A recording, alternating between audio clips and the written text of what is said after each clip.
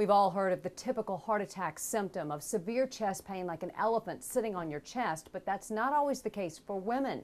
Women's heart disease symptoms may go beyond just chest pain. What we've learned is that some women actually present with more GI symptoms. It may be nausea, it may be vomiting, some more epigastric discomfort than actual chest pain. And what we've learned is to take that very seriously and make sure those symptoms aren't the heart instead of assuming it's from the abdomen. If someone is having chest pressure, pain, or discomfort in their chest with exertion, they stop and within 5 to 10 minutes it goes away. Or if they're getting shortness of breath, exerting, going up a flight of stairs where 2 weeks ago, no problem. You stop, it goes away in 5 to 10 minutes. That is a red flag for heart disease. For years we heard a daily aspirin could reduce your risk of heart disease, but that may not be right for everyone. The risk of bleeding from a daily aspirin could be greater than the reduction in your cardiovascular risk. Now certainly if you've ever had a stroke or a heart attack or you have diabetes, then you should be on an aspirin, particularly if you're over age 45.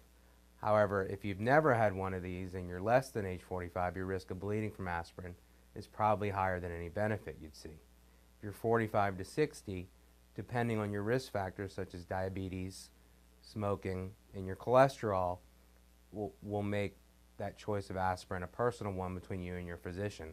But certainly everyone who's over 45 should not be on aspirin unless they have risk factors, as there are real risks of bleeding with aspirin.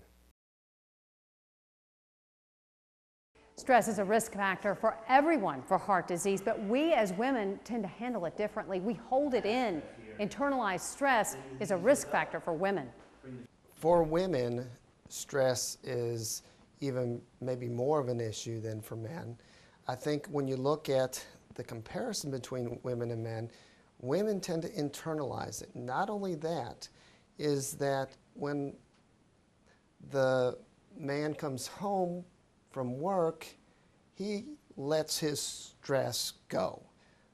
And he then kind of gets to a level where he's not worried about anything.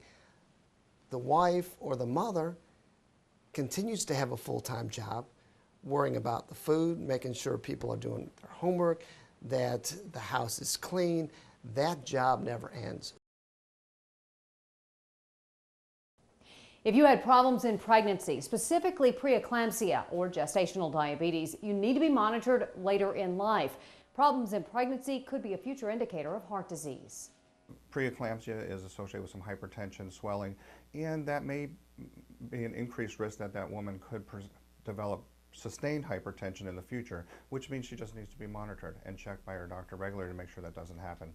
Gestational diabetes can also be a precursor to more permanent diabetes, which means the woman needs to take good care of her health, eat healthily, not gain weight, keep her BMI down, and again, address these concerns with her physician on a regular basis.